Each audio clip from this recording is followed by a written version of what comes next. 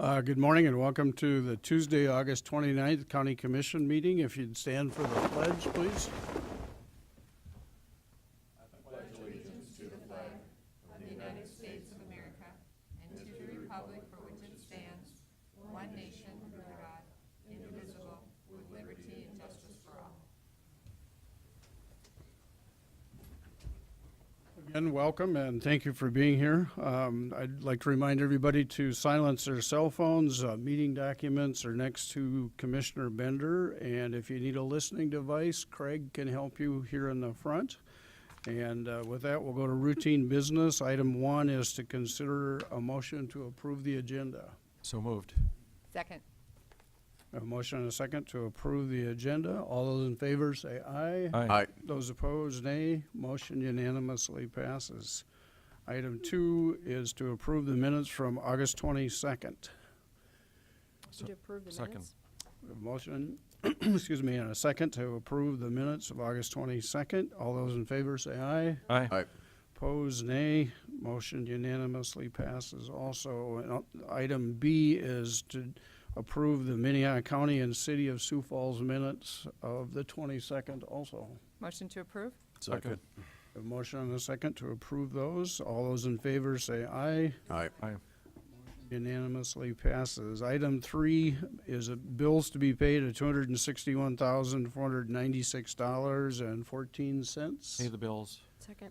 Motion and a second. Are there any comments? Mr. Chairman? Barth? The bills are thankfully a little smaller this week, and so I think we're getting right down to the nitty-gritty of what we pay every week. But this includes $70,000 for electric costs and $10,000 for water. And this is just, running the courthouse and our campus on a daily basis. And, there's obviously other bills for the coroner and this and that, but I think this is the basic bills today. Thank you, Jeff. Any other comments? We have a motion and a second to approve the bills. All those in favor say aye. Aye. Those opposed, nay. Motion unanimously passes. There's no reports this morning. Item 5A is to consider a motion to approve the routine personnel action. So moved. Second. We have a motion and a second to approve the routine personnel actions. Those in favor say aye. Aye. Those opposed, nay. Motion unanimously passes. Item B is to authorize the chair to sign a 2017 agreement between the Minnehaha County and Lincoln County for human resource services. Good morning, Carrie. Good morning, Carrie Deaver from Human Resources. Since about 2013, Minnehaha County's been providing contracted HR services to Lincoln County. This year during the budget process, we reviewed rates and talked about the upcoming year. And so you're seeing the 2018 contract come before you a little bit earlier than normal. As part of those discussions, what we're recommending for next year's rate is $74,690 or $964 rather. That will include all HR services for next year for Lincoln County, other than benefits administration, flexible spending accounts, and wellness programming. So a few revisions to the contract that you've seen over the past few years, but if you're ready, we're recommending approval. Do you have questions for Carrie this morning? This has been a relationship that we started 3 years ago. In 2013, so we'll be looking at our 6th year already. Time Wow. moves fast, doesn't it? Yes, it does. I'd make a motion to approve. Second. We have a motion and a second to approve the joint human resource service contract. All those in favor say Aye. aye. Those opposed, nay. Motion unanimously passes. Thank you. No applications for abatement. Item 7 is a notice and request for a hearing on September 12th at 9 o'clock to consider a 2017 annual, is it burned? Not sure. JAG Joint Spending Plan for Minnehaha County and the City of Sioux Falls. And item B is a notice from Benton Township of the following speed limit change from 20 to 35 on 257th Street at the end of 4th Street in Crooks, going west 2,403.3 feet. Good morning, Joe. Good morning. Joe Bosman, the Sheriff's Office. Didn't know if anybody had any questions on the notice of hearing for the Burn JAG project that's coming up. Thank you. No problem. It's just a grant that we get awarded. It's split between the county and city. There is a requirement in the grant that there is a a period of public comment. So requesting notice today to come back on September 12th at 9 o'clock during that commission meeting and open up for public comment if anybody has any questions. Does anyone have any questions about that hearing? No? Thank you, Thank you. sir. Appreciate you coming. Somebody's in too big of a hurry this morning. Me. We do need a motion and a second on the notice of hearing for September 12th. It just says notice, not, do we need, okay. I make a motion. I second it. See? You She were was right. right again. We have a motion and a second to approve the notice of hearing on September 12th. All those in favor say aye. Aye. Those opposed, nay. Motion unanimously passes. Where's my gun? Yeah, we got a pheasant in the audience. No comments. Item 9 is a petition for compromise. Good morning.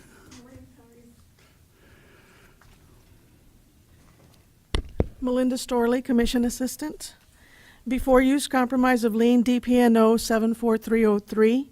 It represents poor relief, public defender and advocate fees, and COBRA insurance payments for the petitioner's ex-spouse. 100% of the debt on this lien was service that the ex-spouse received. The petitioner is in the process of closing on a home on September 5th for her and her son and believes that she's not responsible for any of these debts. She and her spouse did not marry until 2012. He was immediately incarcerated shortly after for a couple of years and had not heard from him for several years.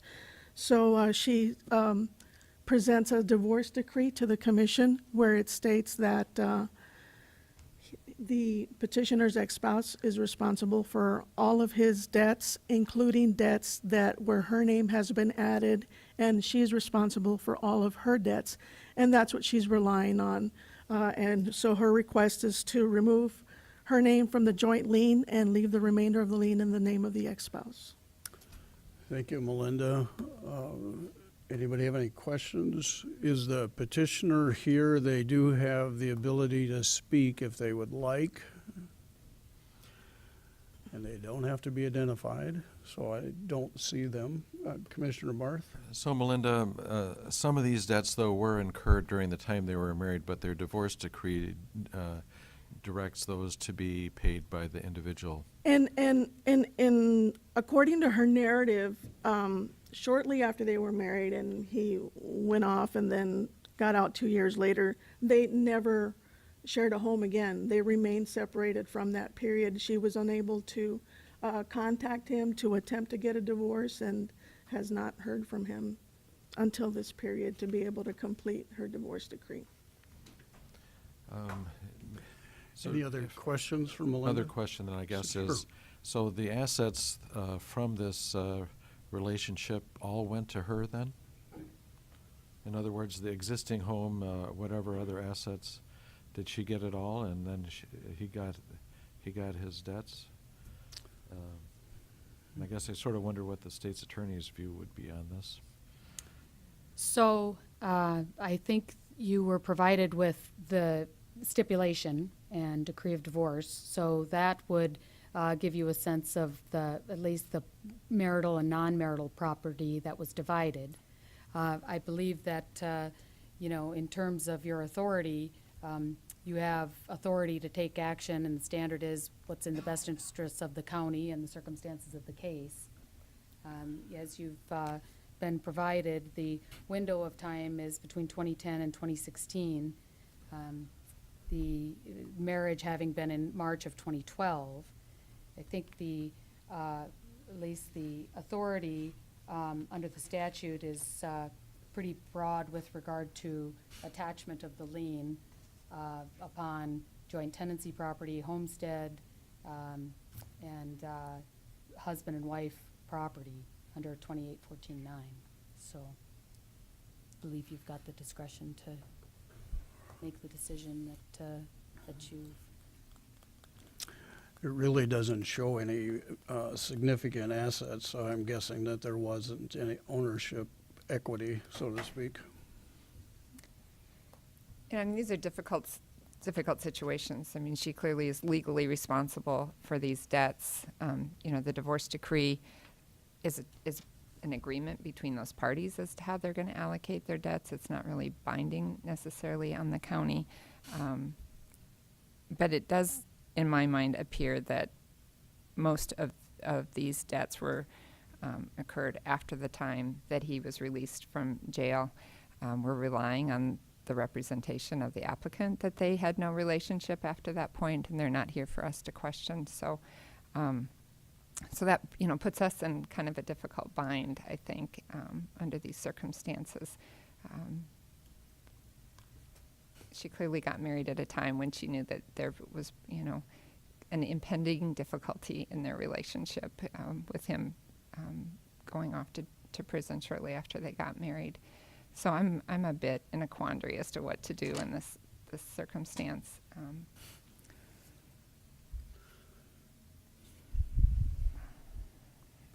I think that if she is going to buy a house and put that on the tax rolls for the county, that given the amount of money that we're forgiving in this circumstance, I think that it makes sense to go ahead and release her from these debts and put them on the on her ex-spouse, on Richard Jordan, and give her an opportunity to become a property taxpayer and provide some stability for her family, and hope that improves their lives and therefore improves the lives of everybody in the county. So I would make a motion to remove the lien from Pamela and leave it solely in the name of Richard Jordan. I'd second that with a comment. Go ahead. Pointed Jeff, sorry. I agree with what Commissioner Bender said. This is difficult because we can legally assess her these charges too. But he has, I'm assuming it's him because she didn't know about him. There have been not significant, but there have been regular payments. Now the last payment was made a year ago, and then he has filed for poor relief shortly thereafter.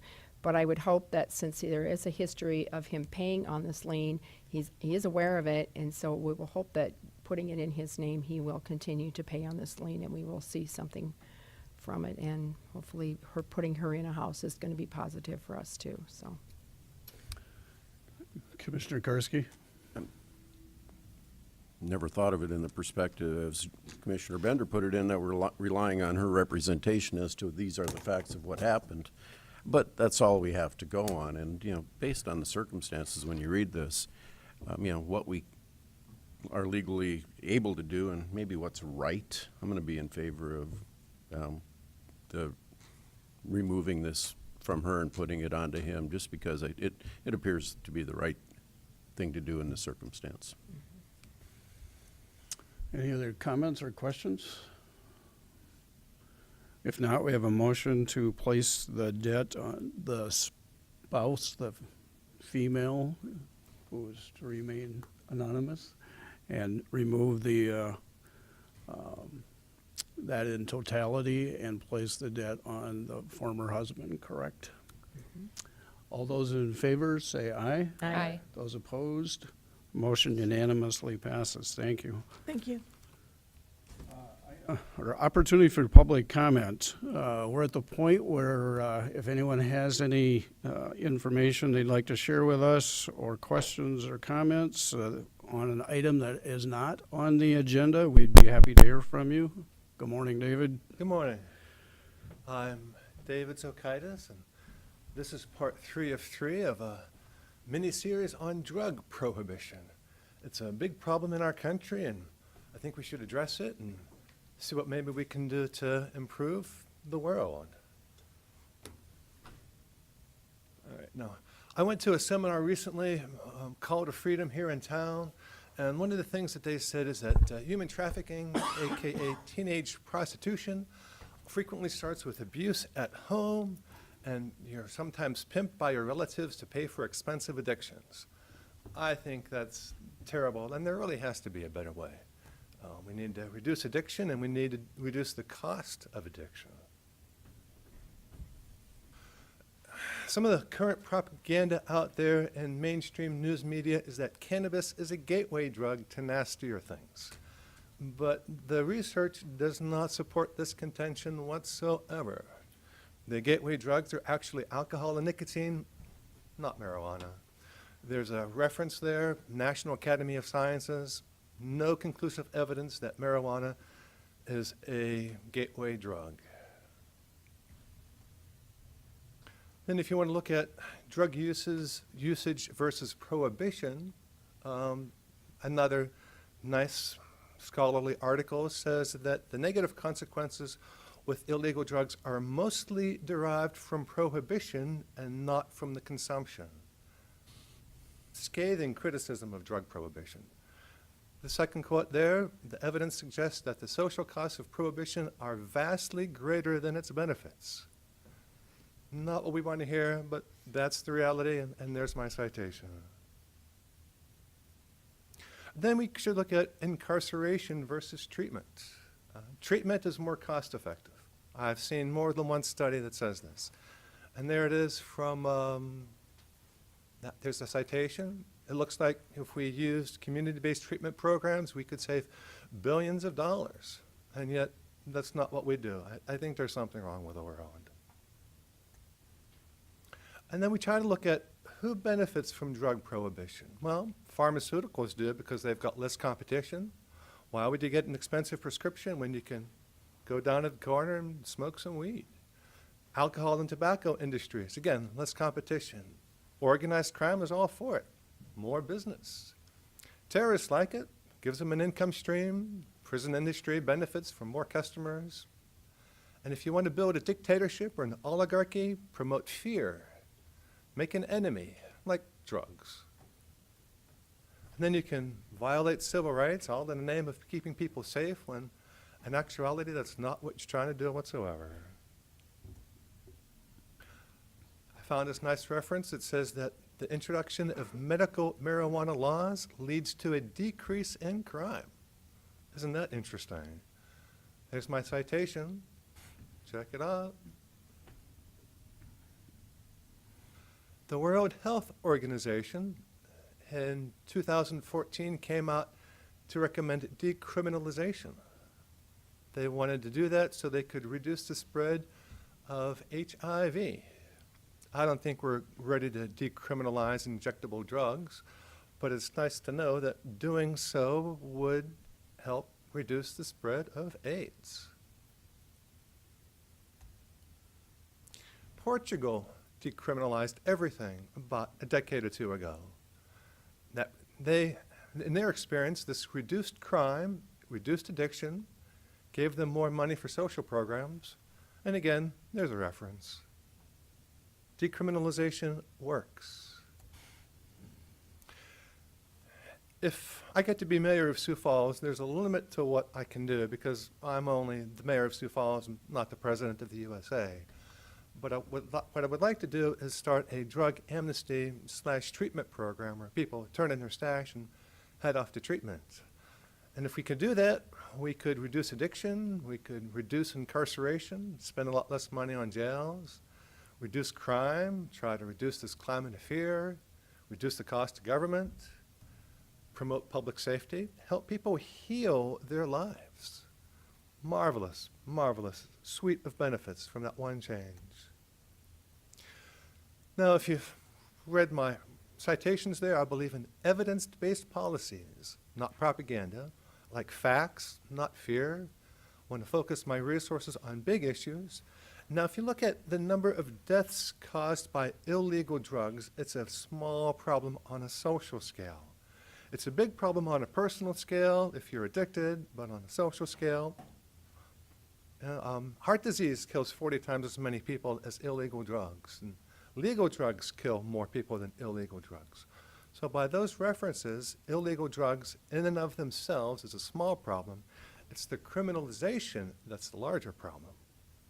And it would be nice if we could persuade people that cannabis is safer than alcohol and then switch from one to the other.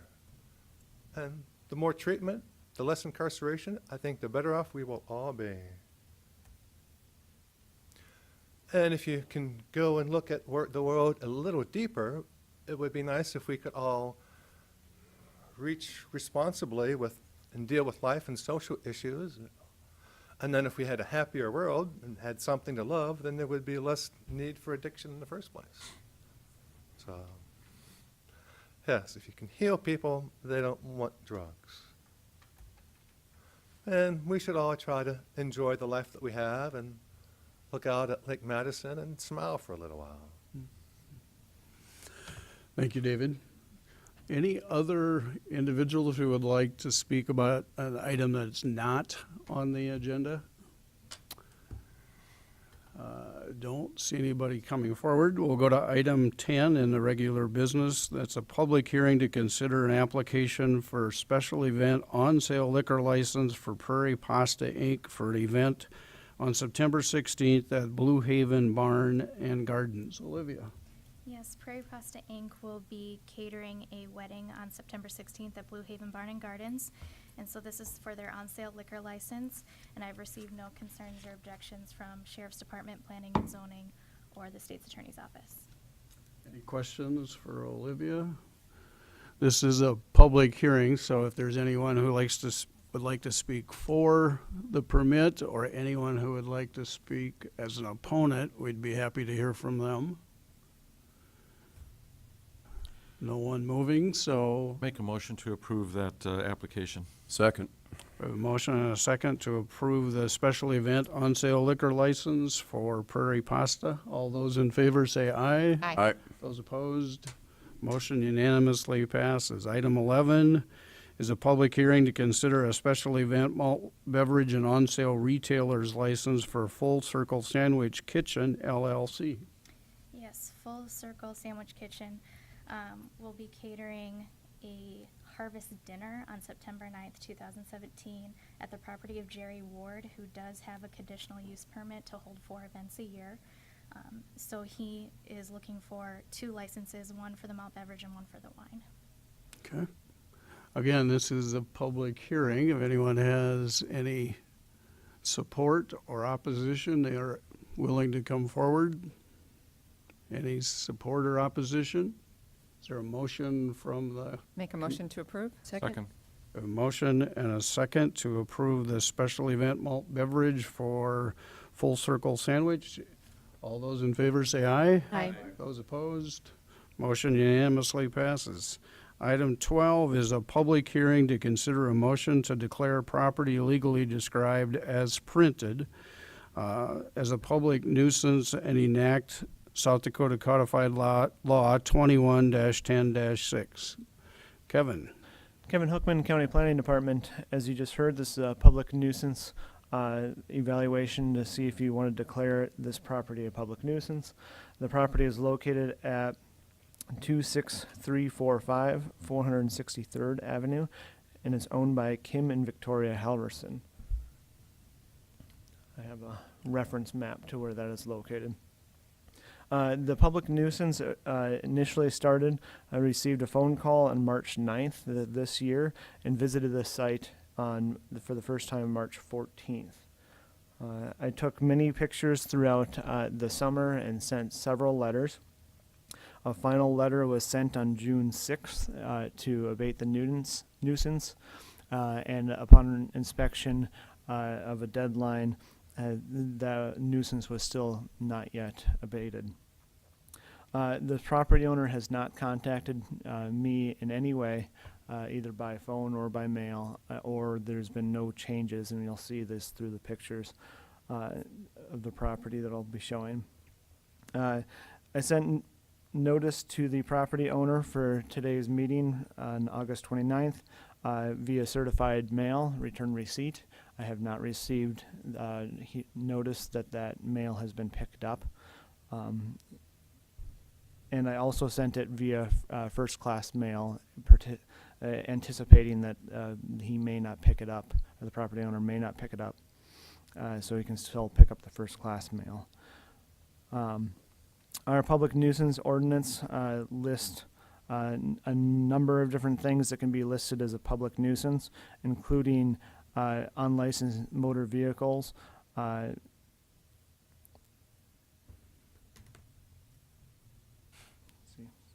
deteriorated wreck or dismantled inoperable property in unusable condition. And I'll go through the pictures to show you. This is a photo of the changes between imagery in 2014 to imagery in 2017. And you can see that there's a pile that has been growing in front of the house. From the right-of-way, it appears that the pile of junk in front of the house appears to be mostly air conditioning units. And there are several other unlicensed cars on the property too that have not been moved or appear to be unlicensed from the road. And I'll go through these pictures. I believe I have them, so you have them in the same picture orientation in a row ordered on here. So here would be the March site visit, a April site visit. You can see a little clearer without the snow. All the air conditioning units, and there's a vehicle on the right side of the picture. There would be a June picture,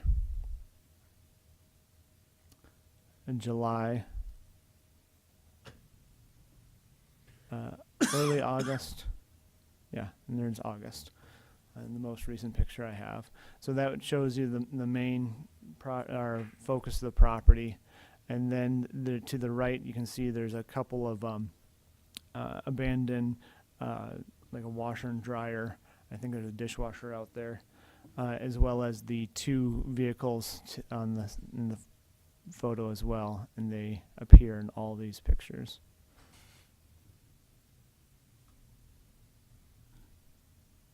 The property, as far as I'm aware, is not being lived in, from what the complaint initially notified us, and equalization does have it listed as is not listed as a owner-occupied house. However, the house is being visited because there is cattle on the property, so that I can visiting. You can see tracks going in and out of the property to feed the cattle, so it's not like it's completely abandoned property.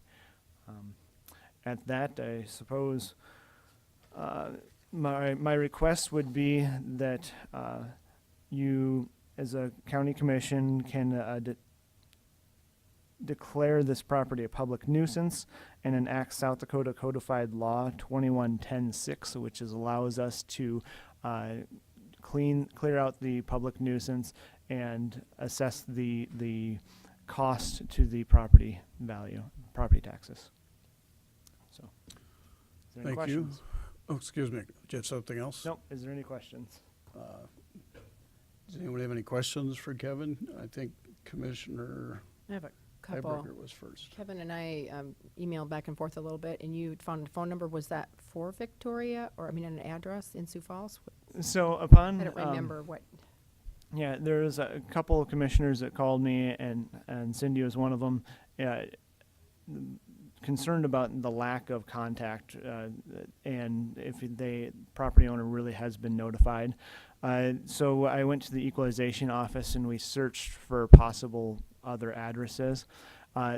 The combined name Kim and Victoria Halverson do not own any other property, but if you just search for Halverson, we found a property in Sioux Falls owned by Victoria Halverson as a possible secondary address we can reach out to. Sure. I'm just, when were the property taxes last paid on this property? I recall looking at that at some point, and they were paid up, but I can't recall exactly when.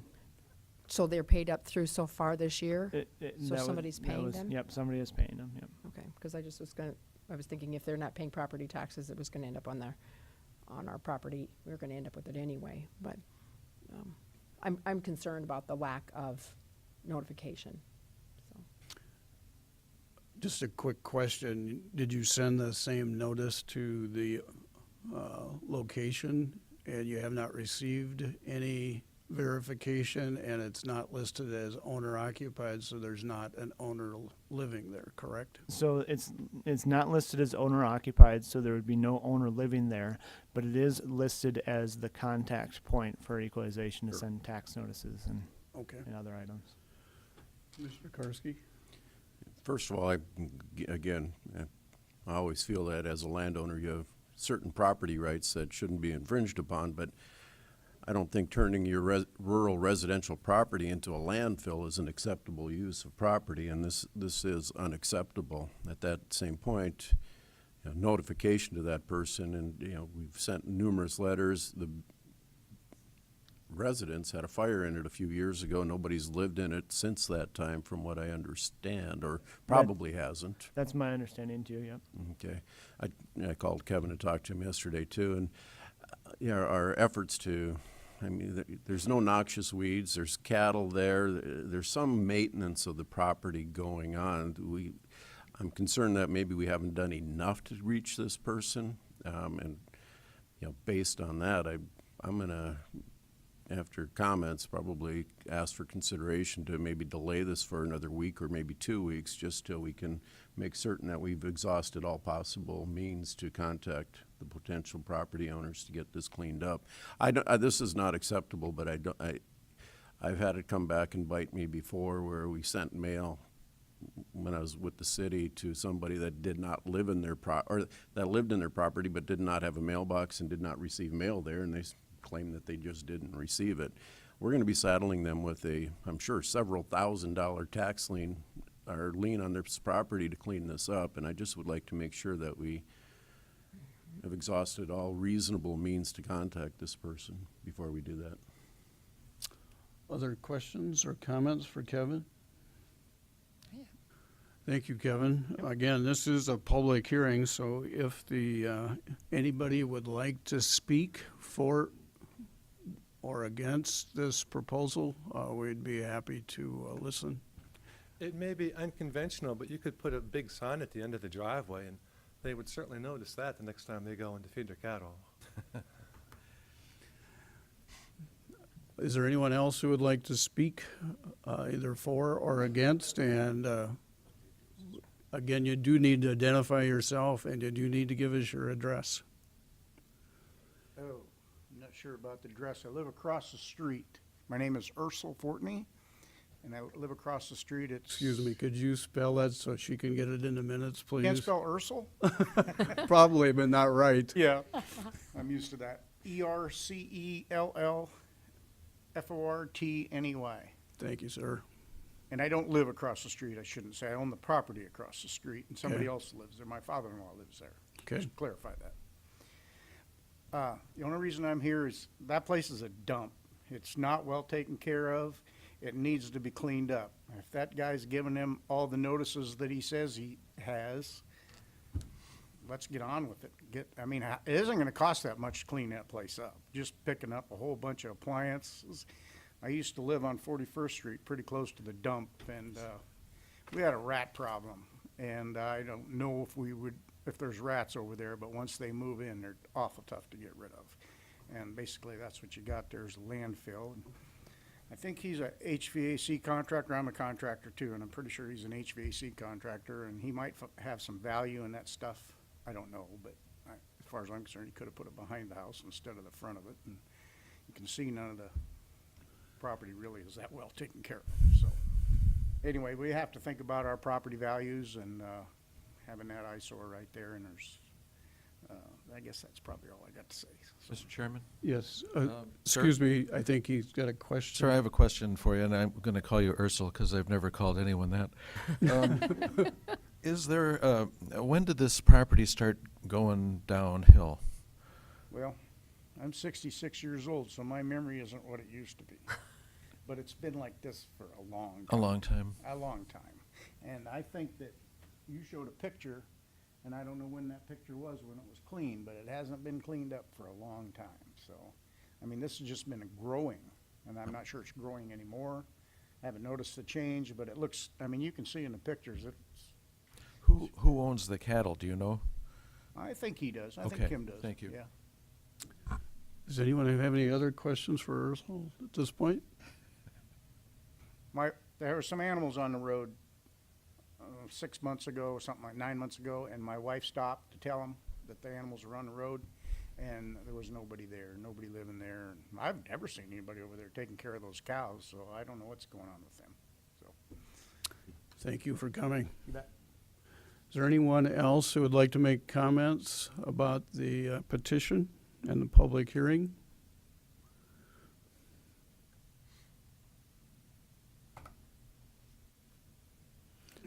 You do need to identify yourself also. Warren Guidey, 46134, 263rd Street. And I got the property just across the road to the east from this place.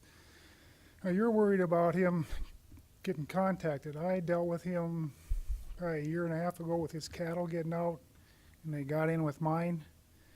And I got him caught, and I took him down to a sale barn, and then I called his folks and told them what I did, and I had told them at the sale barn to put the check when you sold them in his name. Well, he got down there and got him pulled out of there before the sale, so he's been contacting him. I'm sure he's getting the notices.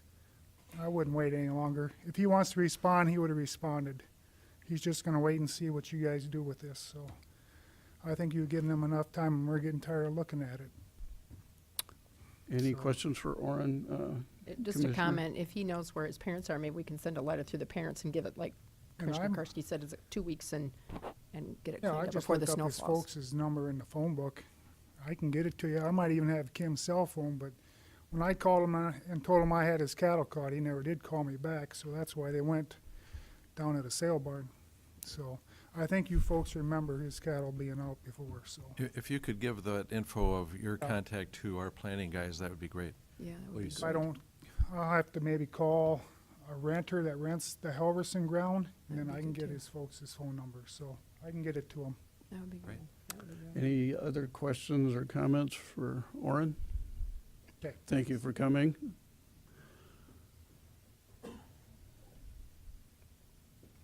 Good morning.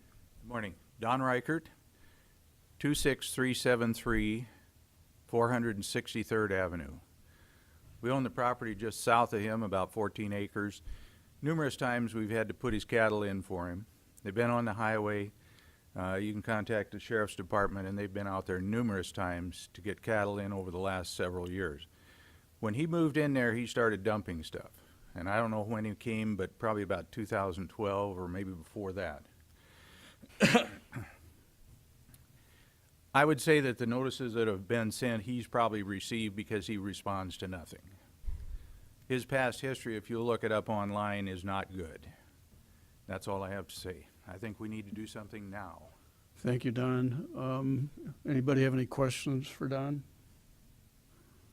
I did notice when Don was talking that the sheriff's department was nodding their head.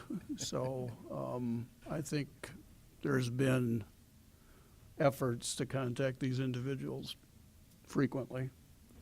Anyone else like to speak on behalf of this public hearing? If not, I'll turn it back to the commission. Commissioner Barth. Well, Kevin's coming up. I was just coming up if you had any other comments. I suppose if you are going to postpone this, I'd suggest that we go out at least 2 weeks, and then if you go out to one more than that, to give me a little more time to contact with the full 10 days, would push us out to the 26th of September, because you don't have the meeting on the 19th. So, Mr. Chairman, since Kevin's back there, did they have a mailbox on the end of the driveway? I guess I don't recall. It doesn't appear like nobody Looks like no. has seen one. Thank you. I have a legal question, if I might, if nobody else has any questions. Stay up there, though. Go ahead if you do. Well, I just was going to say, I appreciate the comments by Commissioner Karski, et cetera, but if we approve this, we're not going to send a bulldozer out, Wednesday. It's going to be a while before any actual action happens. And I wonder if we couldn't go on a dual track and start the process of looking for contractors. Isn't that what we would normally do, Kevin? Yep. Looking for a contractor to clean it up and redouble our efforts at contacting the property owner. Because otherwise, we delay for 2 weeks, then we delay 2 weeks getting a contractor, and then it snows. Winter is coming. I was advised by legal counsel since it does have an address, there does have to be a mailbox there, correct? Well, Mr. Chairman, it just seems to me that the mail hasn't come back that's been sent. Yep. The post office allowed a certified letter to be sent. There's a 911 address, so I have to believe that because there was an address, the post office accepted the mail, there must be a mailbox there. It's not a post office box situation in-house. So I have to believe that there must be a mailbox there, whether or not anyone saw it. Commissioner Bender? And just as a point of clarification, what I thought I heard you say is that the address you mailed it to is also the address listed for mailing tax notifications. Yes, yep, And the taxes have been kept up, yes. so they are getting their mail.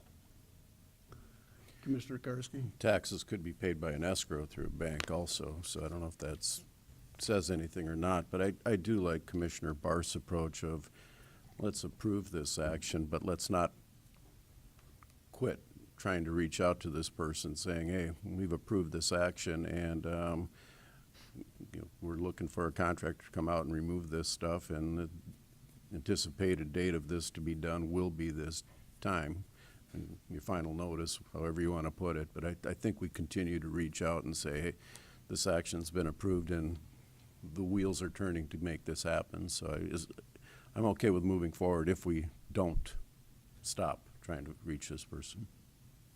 Commissioner Heiberger? I have a question too. As far as surplus, Kevin, we would sell all the scrap metal and that would go back on, as credit towards his bill. But the vehicles, I'm thinking if there's anything that's salvageable in vehicles, would that go on our sheriff's auction coming up? Is that how we dispose of cars? And so, in the past, my recollection is yes, we would sell the junk scrap metal as part of the bill. And then with the vehicles, the towing company will take them into impound. And my understanding is that when the towing company either gets paid by the property owner or they go through the process of obtaining the license for that or obtaining the title. So we really don't recoup anything No, on we don't- vehicles. we So wouldn't do anything we're with not in the the mess of vehicles, that. Okay. Commissioner Karski? So the towing company's going to charge him an impound fee per vehicle, probably of $30, $40 a day while that process is going on? Yeah, I suppose. And yeah, they would have to have the vehicles licensed. The registration transferred, yep. Yep. And that could take weeks. Mm-hmm. Okay, well, interesting. Mr. Chairman, in regards to Commissioner Heiberger's comment, it seems to me that there are some chemicals used in air conditioning that are expensive to dispose of. And so rather than taking them to the proper place to get rid of Freon or whatever other chemical is in these, it might actually be a dump for these chemical things along with the machinery involved. And I just mentioned that, but I think we'll find out more about that going forward. At this point, I would make a motion to proceed with this nuisance abatement and to, on a dual course, redouble our efforts to contact the person, and perhaps we can get Warren to help us get that info going. And so that's my motion. Second. We have a motion and a second. Is there any more public comment? Last time, is there any more public comment? Let's do a roll call vote, and as long as in the last one to speak, I think we've frankly given this couple the opportunity for 5 years to get their act cleaned up, and it's now public safety because of the cattle issue, and Frankly, I do know that some escrows do go to the bank, but in my case, my bank calls me if I walk across the road too slow because they're worried that I'll collect on life insurance, so, You've got me as your heir there, right? that's true. You get all the liabilities. I really think that it's time to move forward with this because it'll take a couple of weeks to get the process rolling, and that's plenty of time for the neighbors to feel comfortable that something's going to happen, because if he really, really wanted to take care of this, he would have showed up today and had a reason for not doing it. So we're back to a roll call vote, please. Aye. Bender, Aye. Benega, Aye. Karski, Aye. Hiberger. Aye. Motion unanimously passes 5-0. Start the process, please. Item 13, excuse me, is a joint briefing between the City of Sioux Falls and Lloyd Companies on a proposed creation of a tax increment financing district, application 2017A. Brent and Erica, good morning. Welcome back. It's actually going to be Dustin's day. Ah. Dustin Powers with the City of Sioux Still Falls. welcome back. Yeah, thank you. Dustin Powers with the City of Sioux Falls Economic Development Office.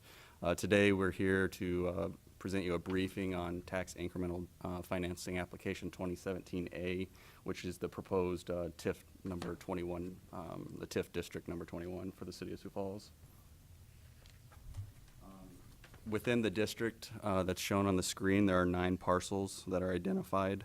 The current property assessment for the cumulative of all of these parcels is approximately $400,000 with a tax bill of a little over $8,200 with the current year taxes. In March of this year, the city released an RFP for development of 4 of these parcels. Those parcels are the 2 easternmost parcels along the west, adjoining the western portion of Phillips Avenue, and then the 2 narrow parcels that adjoin those 2 parcels. And so those county IDs are 87576, 87577, 81592, and 81015. As part of that RFP process, Lloyd Companies submitted a proposal that included the development of the 4 city parcels along with 3 parcels adjoining to the west. And those parcel IDs are 27669, 27670, and 27671. Lloyd's proposal was submitted as part of the RFP process, and during a selection process, Lloyd Companies was selected for their development of all the parcels that were identified. And Erica back here is with Lloyd Companies is here to present what that project is and their TIF request. I'll turn it over to Erica, but after Erica's done, I'll have a few more follow-up slides with regards to the city's evaluation of the TIF request and then the process moving forward with the TIF request. Thank you, Dustin. Does anyone have any questions for Dustin right now? If not, Erica?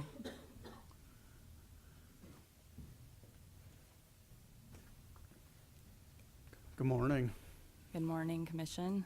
My name is Erica Beck. I'm with Lloyd Companies, 101 South Reed Street, Suite 201. Thank you for giving us the opportunity to present our project to you today. Somebody's scrolling this without me. Thank you.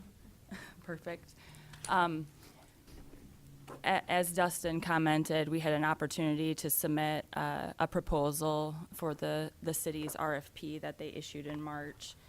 And in doing so, we submitted not only for the city-owned property along Phillips Avenue, but also privately owned property that we had under contract on Main Avenue and now subsequently own. In our proposal, what we're trying to do more than anything is create additional density within the downtown area in both the form of apartment homes as well as commercial property. In starting this project, one of the things that we really tried to take note of and consideration for was parking, solely because we're in a downtown area first and foremost, and we wanted to create that density, but in order to do that, we knew we needed to have parking on site without necessarily having to rely on additional parking within the city's parking system.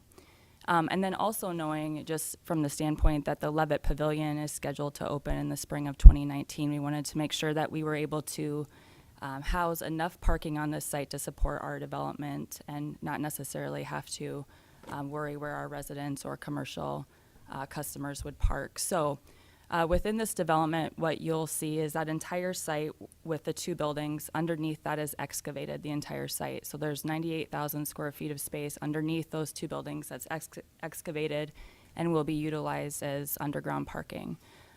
In that area, we have about 260 parking spaces. And then also what we're proposing to do with the city's approval, of course, is to build out angled parking on both sides of Phillips Avenue, so west and east side of Phillips Avenue. All of 2nd Street will have angled parking and be completely reconstructed. And then all of Main Avenue from 2nd to 3rd will also have angled parking on both sides of the street as well. This picture in front of you, the rendering in front of you, when we made the proposal to the city, didn't actually show the angled parking on the east side of the street. That was a discussion point that occurred after our proposal and after our initial couple of meetings with the city. So overall, it's a $43 million project, just over $43 million in total. We'll have just over 200 apartment homes that will be created within this entire development. We'll also have roughly 20,000 square feet of commercial space on that main floor right along Phillips Avenue. There will be an elevated boardwalk to access that commercial space. We're hopeful that we'll be able to secure a restaurant tenant for the corner of 2nd and Phillips. And if you go to the next, yeah, that one right there. This is actually a picture of the corner of 2nd and Phillips, and you can see that we're anticipating a restaurant tenant for that corner space. And then we also hope to secure additional commercial tenants along that main Phillips Avenue area that will really create more vibrancy in that area, and then also support not only just the 200 apartment homes that we anticipate creating with this development, but also the 140 that already exist just south of there, and then the additional units that have been created, both condos and apartments, further south on 6th and Phillips as well. So with all of that density of apartment homes and condos that are being created in that area, we think we'll be able to create more of a sustainable commercial product along Phillips Avenue, which ideally then helps support the Levitt customers as well. If you scroll to the next one. This is a site plan for our project. One of the unique things that we're trying to accommodate here is not only creating a mixed-use environment with the commercial and the apartment homes, but also creating a lot of exterior amenity space for our residents and the public just in general. So we've got a patio here that's shown on the very south side of the building along Phillips Avenue. We're hoping that that connects to a coffee shop or something of that nature in the future, so that people can come out and enjoy, a beverage, potentially coffee, and sit out on that patio and listen to things that are going on across the street at the Levitt. And then you'll also see on the corner of 2nd and Phillips, we've got a patio associated there. All streetscaping will, of course, be done with the project, and hopefully create more of that really active downtown environment that you feel further south in the downtown area, but in this area instead. The interior courtyard of this project makes it somewhat unique as far as apartment communities go. In Sioux Falls, we don't necessarily have anything quite like this, let alone downtown where we've got an outdoor pool. But in a lot of the programs that we had an opportunity to go into or around the region in Des Moines and Minneapolis and St. Paul and such, a lot of the downtown apartment communities offer these types of lifestyle amenities to their residents and customers. And so that's really what we are trying to create. So we have roughly 50,000 square feet of outdoor amenity space that will be programmed into this project as well. As far as the TIF goes, one of the things that we really struggled with, can I turn this on? Is that okay? Just want to give you a picture here. I think pictures help a little bit, but one of the things that we struggled with, of course, is we've done a lot of work that Lloyd Companies has in downtown over the last decade, if not a little bit more than that. And throughout all of those experiences have run into a lot of different challenges associated with contamination. This site is really no different than that. The city, of course, has done a lot of work in conjunction with the federal government, EPA, and the South Dakota Department of Natural and Environmental Resources to clean up the area. A good portion of it's actually identified as a brownfield site as well. Whoops. Upside down. But this is what it used to look like, you know. So in 2004, this would have been a pretty good picture, pretty good indicator, maybe just a little bit before that, excuse me, more like 2000, before the city had an opportunity to go in and purchase the old pit salvage yard and incentivize the I-29 Brick Company to move out of this location, and then obviously move forward with the Phillips to the Falls project and the dedication of the Brownsfield site and capping of all of that environmental contamination on Falls Park West. There's still contamination left at the site, even though that has all occurred. So one of the things that we did was we had a phase 1 and a phase 2 completed. In our proposal and our response back to the city, we identified the results of those environmental studies and basically just stated that, you know, we needed some assistance in making sure that we decreased some of our risk of the project and created a more level playing field as far as development downtown goes versus development outside of downtown. And one of those risks is obviously the environmental issues that we know we're going to face. So right now what we're anticipating for environmental costs on that project alone is about $2.7 million. And that's for the removal of lead, petroleum, and then volatile organic compounds. We've had studies done, again, through Geotech, who is our consultant on the site, and they've been working also with South Dakota DENR and have come up with some remedial action plans for us to follow, and that's where that number comes from. So the bulk of our TIF request of $4.1 million is to cover the expenses associated with that remediation. That will also, what we've also asked the city for is assistance in removal of the existing buildings on the privately owned portion of this site, so along Main Avenue. There's some asbestos that has to be removed along with that, and then an old tank in the building as well. But the bulk of the contamination comes from, you know, that site in particular. So it's an old dirt basement. There were a lot of things that were brought into that dirt basement and basically broken apart and salvaged, and unfortunately all of that leached into the ground. So that's the bulk of what we're cleaning up. The TIF is, again, a total of $4.1 million is what we're asking for. We're estimating that will be paid off in about 13.5 to 14 years. As Dustin indicated, the current taxes that are being paid on that entire site, entire project site, are just over $8,000 per year. When the entire project is completed, we're anticipating that goes up to roughly $450,000 to $460,000 per year, just assuming what year it is. So all of that then comes back to help reimburse some of those costs that I was just referring to. Other specific key points on this, as far as timing goes, this will go to Planning Commission and City Council in September for consideration.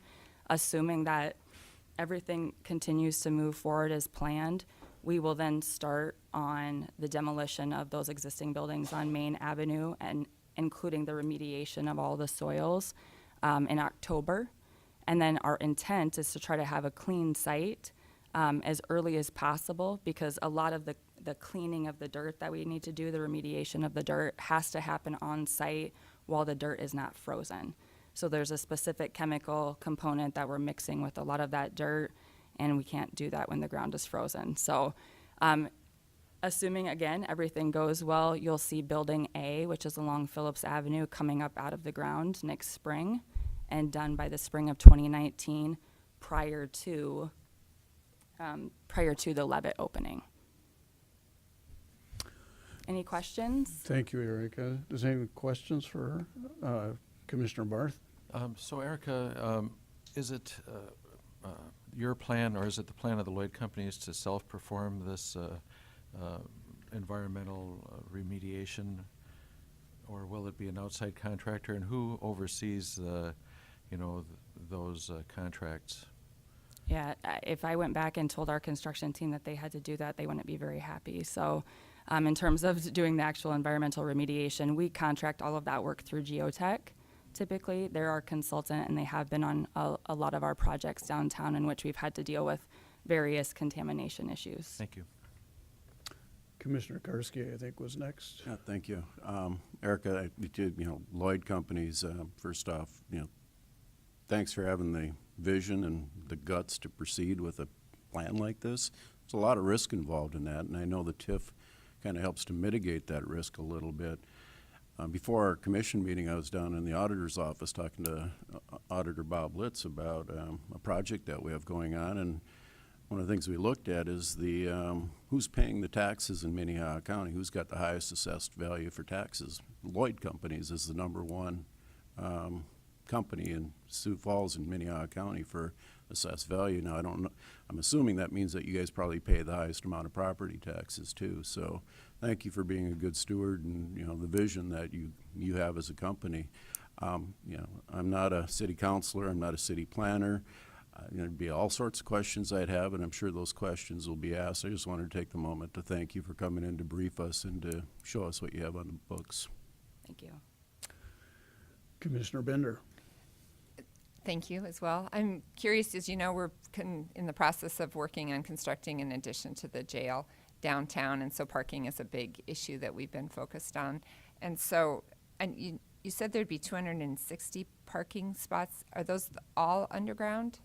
Right. So we have 260 parking spots that will be provided underground, and that will service our project. So those 200 units that I talked about, the multifamily units, plus our commercial tenants, people that are operating businesses, they will all be served underground, which is important, I think. And then I noticed there's a number, you've got 22 spots marked in the kind of the interior part. Mm-hmm.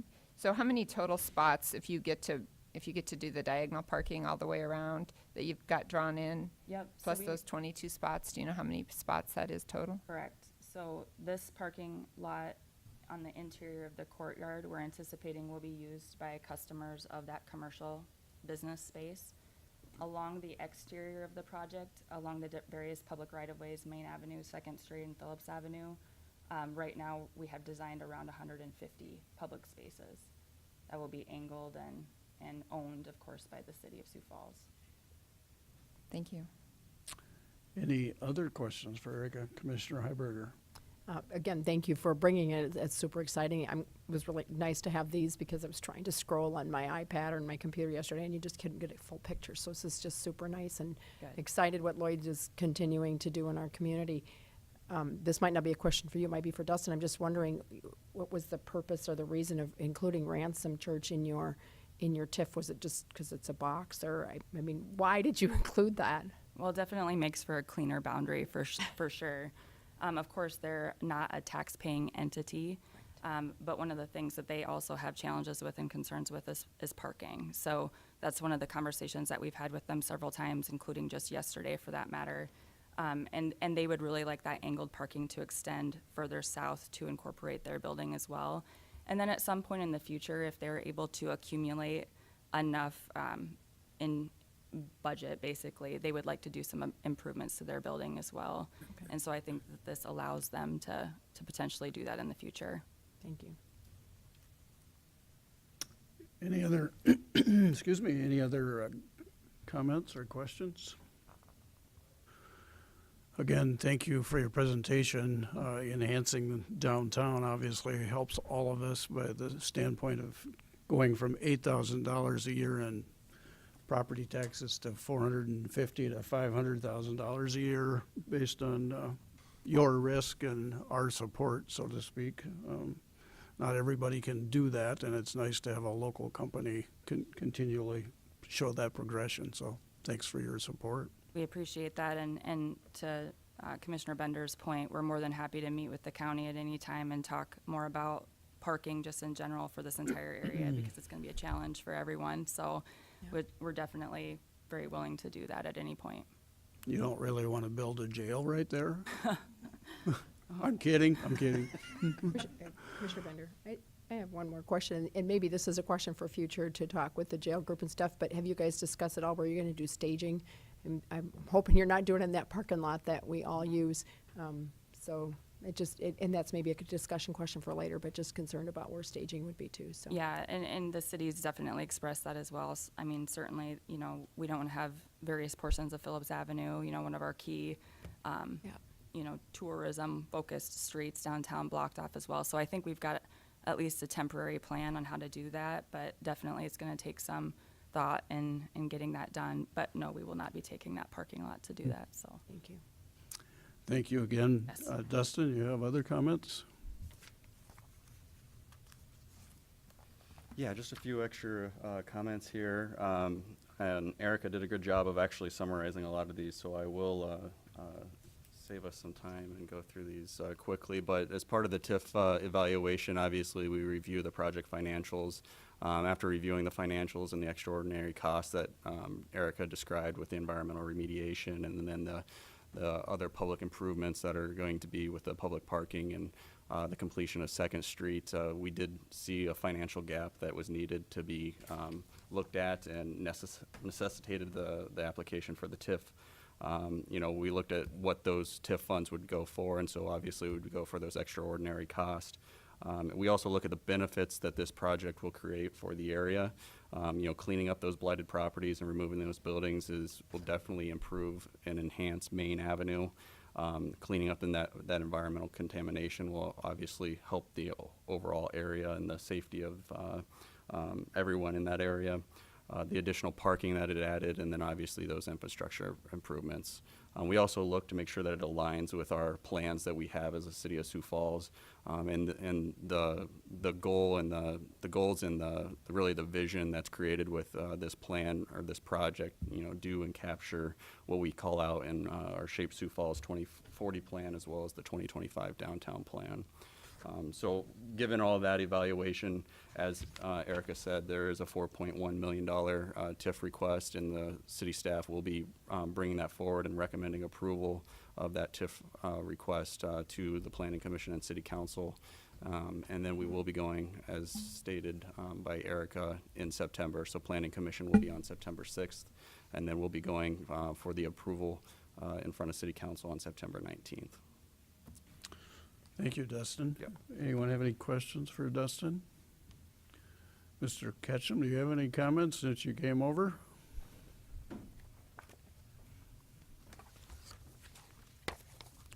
Thanks, Darren. Darren Ketchum, City of Sioux Falls Community Development. Thanks, Commissioners, for your comments today. We really appreciate that and understand the threshold to warrant public investment in these types of projects is very high, and we take that responsibility very highly. When we looked at this project, I think one of the things to hopefully just provide additional confidence to you is when we evaluate this, we actually brought in a third party to evaluate the financials that were provided to us to ensure that we didn't overlook something and that there just wasn't a mistake made. And so with that additional kind of independent party providing that objective review to really substantiate the need for this type of investment, it's something a little different than we've done in the past, but we're really proud that the project has stood up to that additional scrutiny and look forward to your continued support and the support of the Planning Commission and City Council in the next month. So certainly our team is always able to answer questions, whether it's today or in the future. So thank you again. Thanks, Darren. Anyone have any questions for Darren? Thank you. Again, this was a briefing, so we'll look forward to the process. Thank you again for coming. Item 14 is to consider a motion to authorize the Emergency Management Director to sign a sub-recipient grant agreement for the 2018 between Minnehaha County and the South Dakota Department of Health to act as a fiduciary agent for management of Region 3 South Dakota Hospital Preparedness Program. Commissioners, Linda Young, and that was a mouthful. Yeah. Linda Young, Emergency Management. So in front of you, we have a request, or the last couple of years, we've been acting as a fiduciary agent for the State Department of Health in a regional hospital preparedness grant. So basically, the coalition of hospital and healthcare officials get together. They make out a budget. They put together the priorities. They hire an independent contractor to help with that. What we do is we run the financials for them because they need a third party to do that. So we've done it for the last 3 years. For For that, we get a 10% fiduciary. 10% is blocked off for the fiduciary agent for our work toward the effort. So I sit with that group.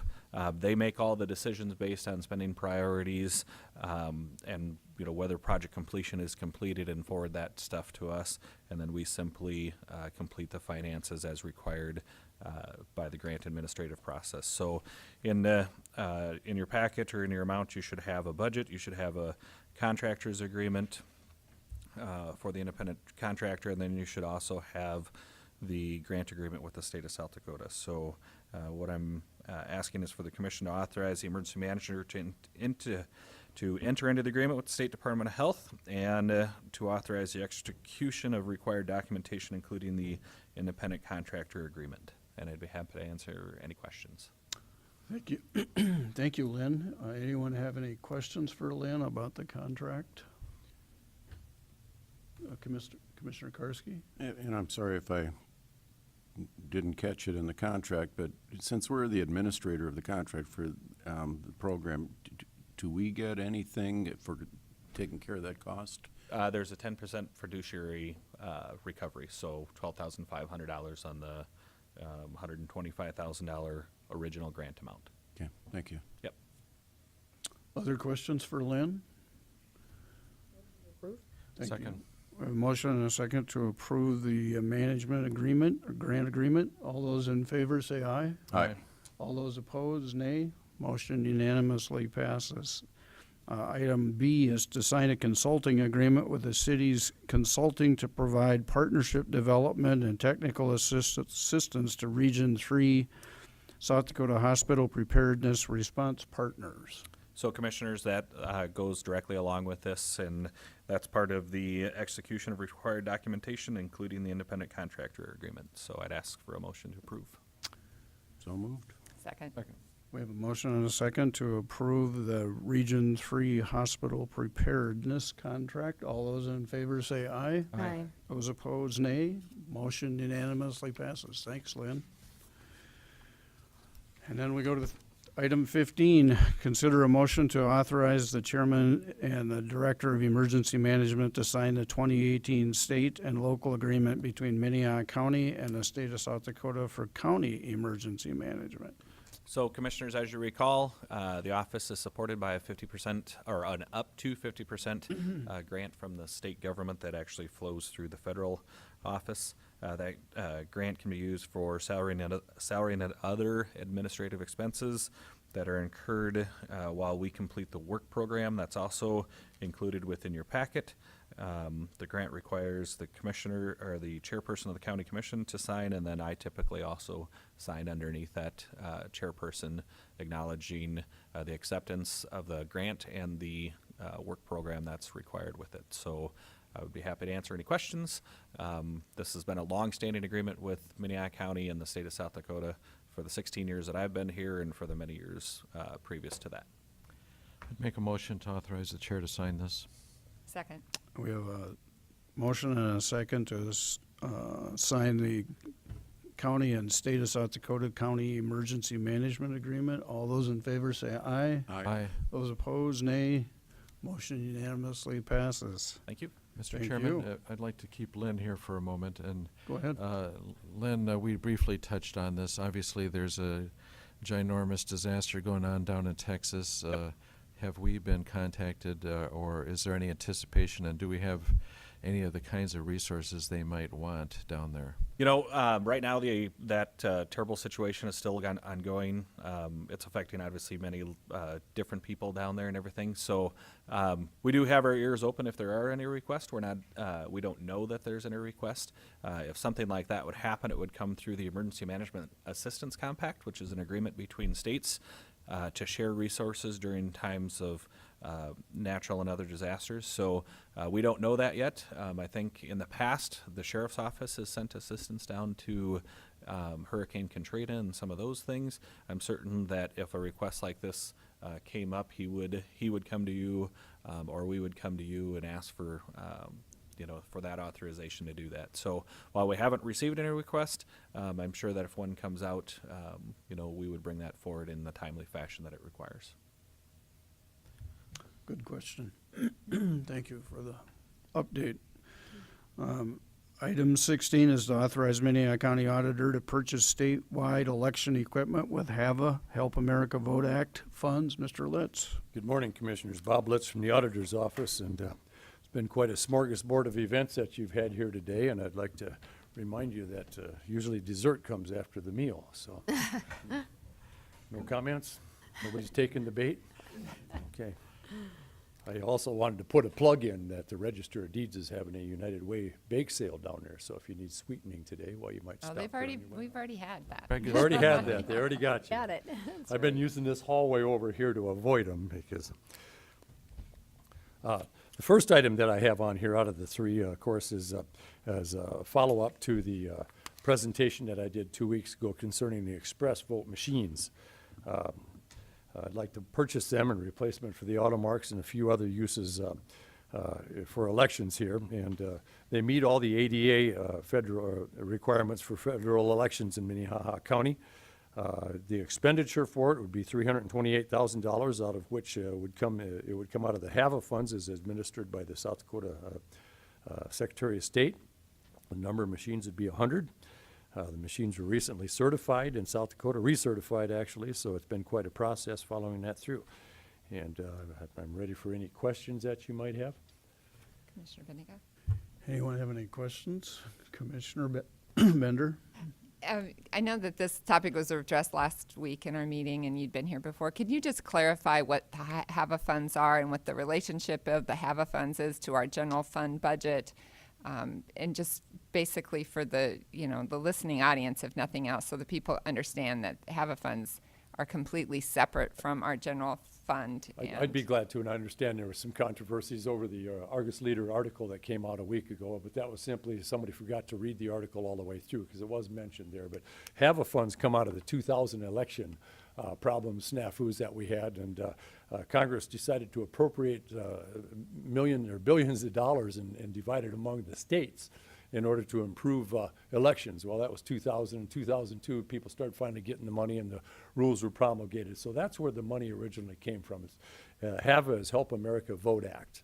And there were certain strings on, spending that money or accepting that money, and one of them is here today with these express vote machines being ADA compliant. So I think the total amount that South Dakota got was somewhere around $13 million, and it was divided up among the counties proportionately according to population and a few other factors. And then the state also has a chunk of that money that they've spent out on elections over that period of time. As today, as we speak, I have about $465,000 in that account. It is not part of the general fund. The commission cannot spend that money outside of something for elections. Like I say, it's been sitting in that account since 2004, and I'm asking you to release some of those funds today. Thank you. Commissioner Heiberger? And just a point that HAVA funds did not come from our local property tax money. Not at all. Not at all. Commissioner Barth? So not only it was not our tax, local tax money, it was not state tax money, it was federal money, right? It was federal money specifically. So it's federal for money elections. on the HAVA program that the state is administering, and we have a share of it. Yes, that's correct. Thank you. And this equipment's getting outdated, and given some of the controversies on elections lately, I think that updating this equipment would be a good move. So Thank I'm you. asking for action today through a simple motion to move forward with the purchase of these machines. It's my motion. We have Second. Motion and a second to approve the HAVA funds for equipment. Any other questions? All those in favor say aye. Aye. Those opposed, nay. Motion unanimously passes. Thank you, Commission. Thank Second- you. Second item that I have here today is every year we have our annual tax deed sale, and I've provided you with a briefing and our tax deed worksheet, which is at the back of it, which gives you some ideas of the properties in question that are on the tax deed sale. Of course, it's incomplete until the appraisal board goes out, and so to that end, I'm asking you to approve the appraisal board to meet on September 7th, 2017 at 10 a.m., and I've taken the liberty of reserving a vehicle. for those folks, so we'll provide them with a vehicle. The board will tour the properties and make determinations as to the estimated market value and suggestions for dispensation of the properties. Following individuals have experience in the matter as follows: Ken McFarland, Kyle Helseth, and Dick Calamine. I'm requesting the commission grant the board permission to convene at the appointed time, go forth in the county vehicle and assess the tax deed properties for an estimated board value and make recommendations. This year, like I say, we have six properties scheduled for the sale. And as you can see, all these folks got a couple of former Director of Equalization and Ken McFarland. All of them are well equipped to do this job, and I'm grateful that they agree to do this for us. We do buy them a meal at the end of it all, but it hardly compensates them for all their efforts and skills in doing this. So actually, the county, in my view, owes these folks a debt of gratitude. They'll never collect it, but I think they're okay with that. Thank you, Bob. Commissioner Heiberger? When we had a tax deed, did this last year, we ended up with a couple properties that after we got done assessing them, that they were able to come in and pay their taxes and keep their homes. I know last year, Robert Wilson spent a lot of time with particularly one family, and maybe more than one, to keep them in their homes and make sure that they understood what was going on and help them come forward with the funds to pay their taxes. We don't want to kick anybody out of their houses, and I think we go to extreme to make sure that if they can pay their taxes and stay in their homes, we help them with that. Absolutely, and then the contacts that Robert did last year, I think there was some indication by the people living in those homes that they would prefer to do that, and we've had none of that this year. So, and I've got some properties out there that are, when you deal with tax deed properties, there's usually a backstory behind it, and it's usually they're not good ones, and the people are in distress, the house is in distress, so anytime we can display compassion and keep somebody in their house, I'm in favor of doing that, but it just wasn't apparent this year that we could do that. Thank you. Thank you. Any other questions or comments for Mr. Litz? If not, we have a motion and a second. I would make a motion. I will second it. I was trying to get some movement. We have a motion and a second to authorize the appraisal board to review the tax deed properties on September 7th. All those in favor say aye. Aye. Aye. All those opposed, motion unanimously passes. Item 18 is to consider a motion to approve the City of Sioux Falls changes to precinct numbering system. Mr. Litz. Okay, third item that I have are city changes to the precinct numbers. And recently, the city formed a districting commission pursuant to the charter with the task of revising 5 council district boundaries so the population is more equitably distributed among them.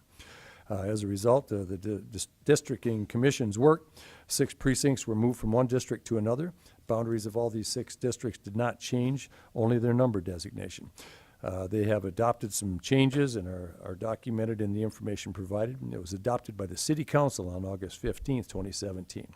The changes to the precinct numbering system is where the city and county intersect, and the changes are outlined below. 1-8 is now 313, 1-2 is now 519, 2-4 is now 413, 3-7 is now 520, 3-8 is now 521, and 515 is now 414. Just question, do any of you know what your precinct number is? 213, I think. Okay. 311. City codified the changes above by ordinance August 15th, 2017 as well. In that same ordinance and unrelated to the district and commission works, boundary changes were made to precincts 4-6, 4-7, and 4-11. They did not change the legislative districts. These are land masses that was annexed in. There's no people out in there. And so they've been assigned to a district. There's to a precinct. Boundary cleanup between 4-6, 4-7 and 4-11. Those are the blue rectangles on your information. The previous boundary separating 4-6, 4-7, and 4-11 was not based on any existing physical geographical features like a road or another jurisdiction line. They were just assigned. Change incorporates existing roads for a more definable boundary where possible. Upon approval by the commission, the county elections office will implement changes in our street master, and that's where this comes important, because during a city election we want to make sure people get the right information out there as to where they're voting and what their precinct number is, and make sure they get the right ballot. So that's the intersection of the county and the city.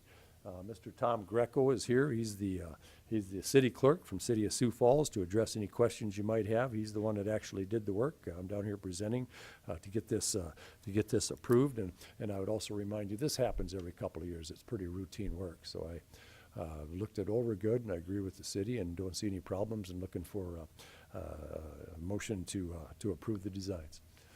Commissioner Karski? These changes are necessitated by population, registered voters, that type of thing. How many registered voters are there per city council district now? Do you? Boy, Tom might have to answer that one.